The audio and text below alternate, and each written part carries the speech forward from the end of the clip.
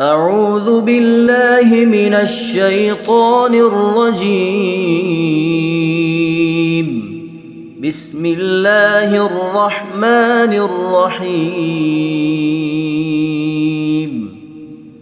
الرحمن علم القرآن خلق الإنسان علمه البيان. الشمس والقمر بحسبان والنجم والشجر يسجدان والسماء رفعها ووضع الميزان ألا تطغوا في الميزان وأقيموا الوزن بالقسط ولا تخسروا الميزان والأرض وضعها للأنام فيها فاكهة والنخل ذات الأكمام والحب ذو العصف والريحان فبأي آلاء ربكما تكذبان خلق الإنسان من صلصال كالفخار وخلق الجان من مارج من نار فبأي آلاء ربكما تكذبان رب المشرقين ورب المغربين فبأي آلاء ربكما تكذبان مرج البحرين يلتقيان بينهما برزخ لا يبغيان فبأي آلاء ربكما تكذبان يخرج منهما اللؤلؤ والمرجان فبأي آلاء ربكما تكذبان وله الجوار المنشآت في البحر كالأعلام فبأي آلاء ربكما تكذبان كل من عليها فان ويبقى وجه ربك ذو الجلال والإكرام فبأي آلاء ربكما تكذبان يسأله من في السماوات والأرض كل يوم هو في شأن فبأي آلاء ربكما تكذبان سنفرغ لكم أيها الثقلان فبأي آلاء ربكما تكذبان يا معشر الجن والإنس إن استطعتم أن تنفذوا من أقطار السماوات والأرض فانفذوا لا تنفذون إلا بسلطان فبأي آلاء ربكما تكذبان يرسل عليكما شواظ من نار ونحاس فلا تنتصران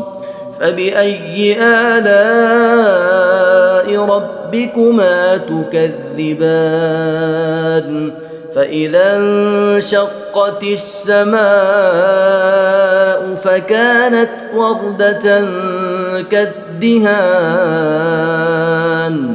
فبأي آلاء ربكما تكذبان فيومئذ لا يسأل عن ذنبه إنس ولا جان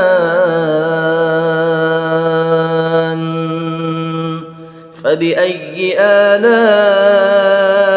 ربكما تكذبان يعرف المجرمون بسيماهم فيؤخذ بالنواصي والأقدام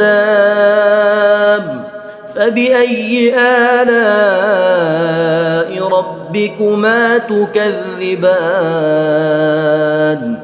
هذه جهنم التي يكذب بها المجرمون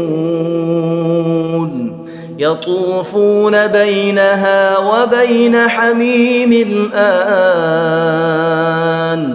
فبأي آلاء ربكما تكذبان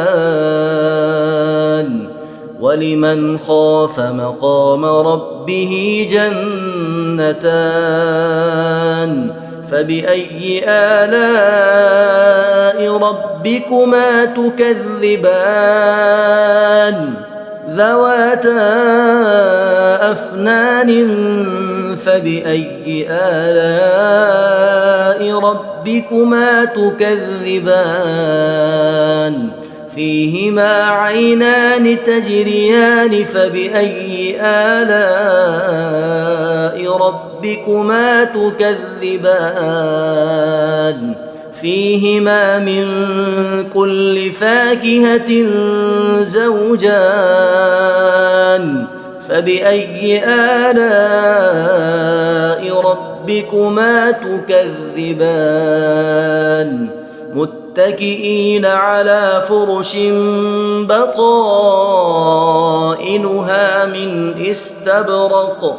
وجنى الجنتين دان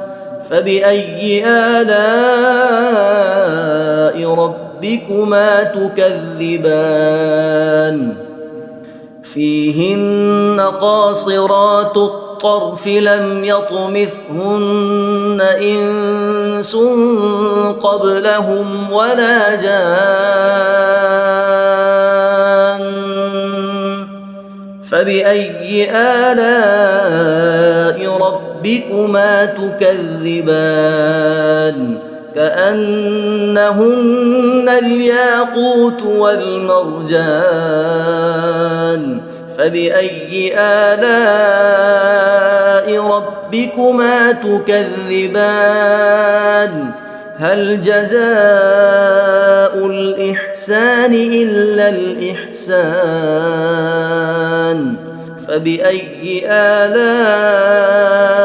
ربكما تكذبان ومن دونهما جنتان فبأي آلاء ربكما تكذبان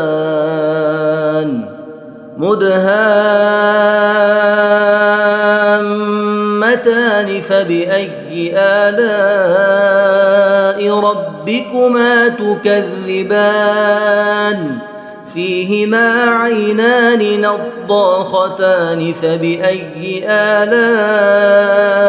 ربكما تكذبان فيهما فاكهة ونخل ورمان فبأي آلاء ربكما تكذبان فيهن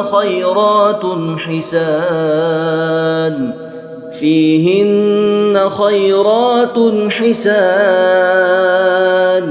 فبأي آلاء ربكما تكذبان حور مقصورات في الخيام فبأي آلاء ربكما تكذبان لم يطمثهن إنس قبلهم ولا جان